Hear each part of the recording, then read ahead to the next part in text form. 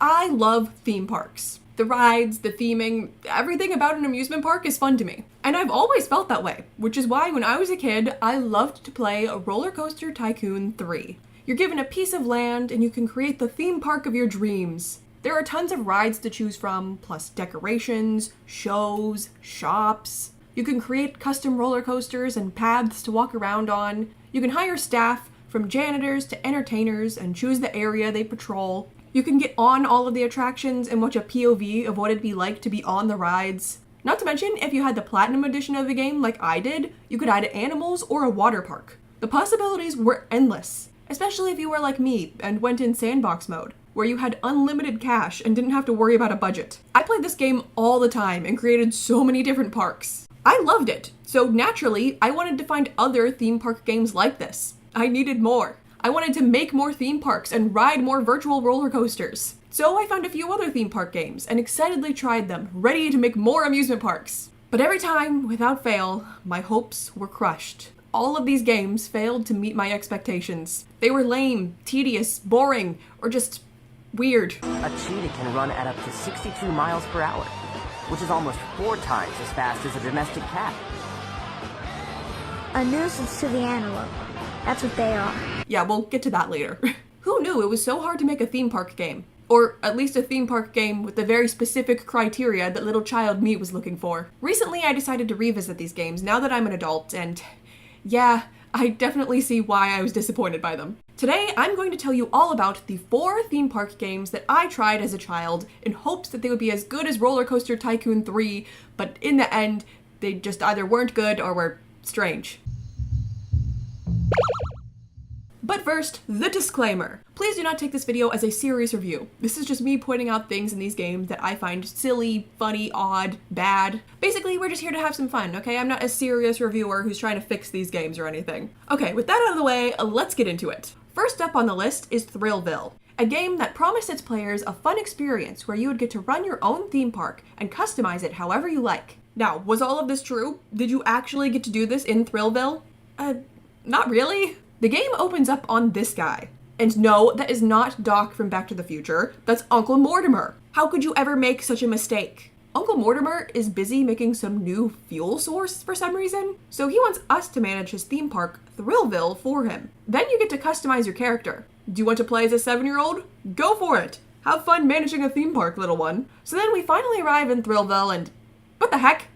This park is already filled with stuff! Yeah, so building your own theme park isn't exactly the main focus of Thrillville. I mean, you can add rides and attractions, but you only have so many to choose from, and there's only a few places that you're allowed to put them. Seriously, you have to squeeze rides into this park. It's ridiculous. Not only that, but the park is split up into zones. Each zone has power for a limited amount of attractions, so you can only put so many rides in each area of the park. Oh, and the theme of the park is already picked for you. You can't change that. You barely get to customize this park at all. So, if you can't really change much about Thrillville, what exactly are you supposed to do in this game? Be insulted by your customers! Save the conspiracy theories, wacko. The game wants you to raise Thrillville's customer satisfaction rating, and you do this by bothering the park guests until they like you. Can you imagine going to a theme park and the owner walks up to you and starts trying to be your friend? They won't leave you alone, they just keep yapping. I'd be like, can you leave me alone? My park ticket cost a minimum of $80. I'm not going to waste my time befriending you. I'm going to ride some roller coasters. You can also flirt with your guests and try to set them up with each other. You can have some real fun and increase park happiness by helping teenagers flirt. Once convinced, the teen lets you take them over to go search for a sweetie. Okay, maybe we need to keep an eye on Uncle Mortimer. If there's one thing weirder than trying to befriend your park guests, it's trying to set up your teenage park guests. Another way to raise your customer satisfaction is by challenging the guests to compete against you in the various games around the park and beating them. Nothing makes a customer quite as happy as getting destroyed in a game, especially when their opponent is the owner of the park. Speaking of minigames, they're okay, I guess, but I don't find them to be very fun. I'd much rather be able to go on all the rides than play mini golf or jump really high. And what is this one? How is this related to a theme park? You can at least ride the roller coasters though, so Thrillville gets a point for that. You can also hire staff in this game, like in Roller Coaster Tycoon, but you have to train them through minigames. I thought the whole point of hiring staff was so that they'd do the work for me, but now I have to run around and clean up myself, or do cheer routines. Which, by the way, since when do theme parks have cheerleaders? Anyway, once you've added all the rides you can possibly squeeze into this space and annoyed your guests enough, your park will be considered a success and you can unlock the next one. Now repeat this process for the rest of the game. Yeah, so obviously Thrillville did not scratch that theme park game itch for me as a kid. Not enough theme park customization and POVs of digital rides, and too much bothering my guests. Why don't we move on to the next game on the list? Now this game has a truly amazing, creative, and well thought out title. This game is called Theme Park Roller Coaster. I mean, I don't think there's a better name than that. So this game is similar to Thrillville in the sense that you're given a park that already has a theme, and once you make it fun enough, you can unlock more parks. But while this one may not have the better name, it's definitely the better game overall. It's similar to Roller Coaster Tycoon in that you're given a piece of land and you can do what you want with it. You can only add rides and stores that fit the park's theme, but you can add whichever and however many of them you want, wherever you want. You make paths throughout the park, you can hire staff, and you don't have to do their jobs for them. It's actually pretty decent. Though you can't ride any roller coasters, and there's no sandbox mode where you can make whatever you want. Now the main thing that I always remembered about Theme Park Roller Coaster from when I was a kid is this guy. I don't know who he is, he doesn't have a name, and I don't know what he is. I think he's some sort of bug. This game gives you zero information on him. He's just there when you start the game. Okay, there are lots of ways to earn gold tickets, some of which are hidden. As you play, he'll pop up and give you tips and suggestions about what you should do with your park. And every time he pops up, he's wearing something different. And again, there's no explanation for this.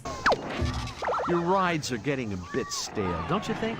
As a kid, I loved him. I would watch my mom play this and just wait for him to pop up. I thought he was adorable, and I found it so funny when he was wearing something different. But now, I kind of wish he wouldn't pop up so often. It's really hopping out there, and you're a little short on entertainers. People are getting hungry, and there aren't enough food shops. Your rides are getting a bit stale, don't you think?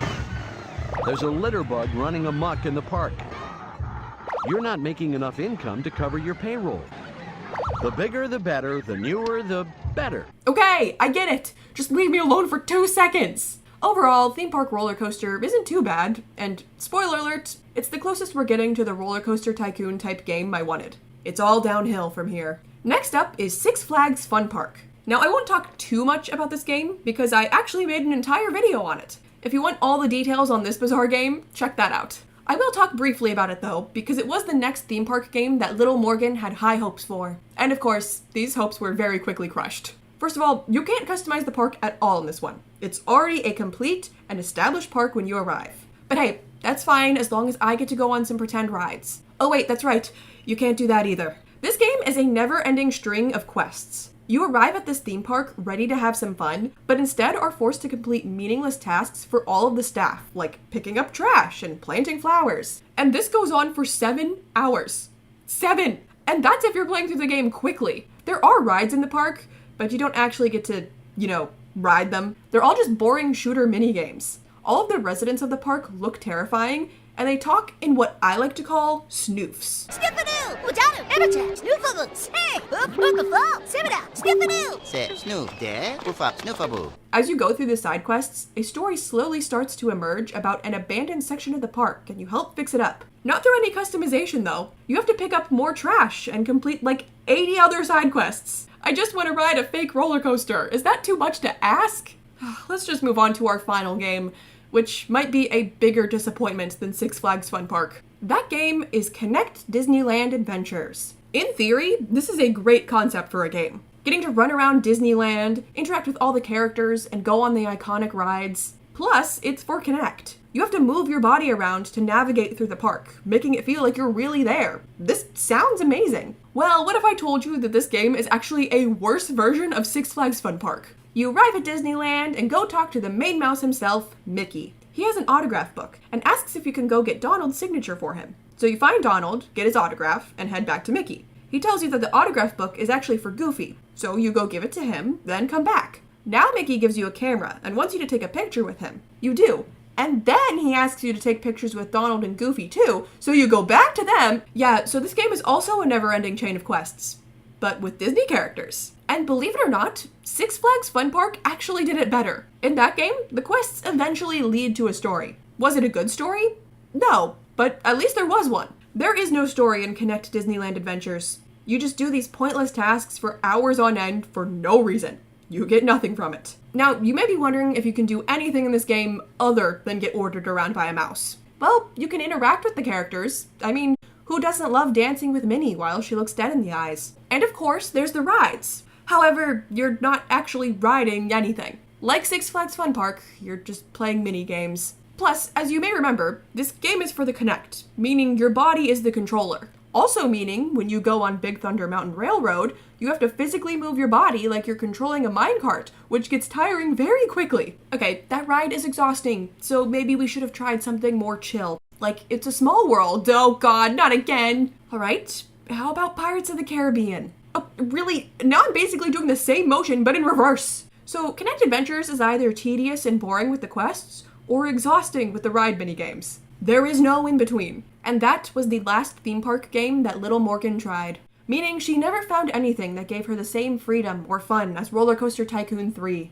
She just wanted to customize a park however she wanted and have POVs of pretend rides. But instead she got annoying quests, unwanted minigames, this guy, and was forced to talk to strangers. Now putting my teasing and goofiness aside, overall, I did still have some fun with these games as a kid. I mean, there's a reason that I still remember them after all this time, but they were never what I was looking for, and I was always a bit disappointed. Theme Park Roller Coaster was the closest I got to what I was looking for. You know, maybe I should have just played some of the other Roller Coaster Tycoon games. That would have been a smart idea. Did you guys play any of these games as a kid? Are they as good as you remember? Or are you wondering what you found so fun about them? Even though I was disappointed by Six Flags Fun Park as a kid, I played it all the time. And now as an adult, I'm like, how?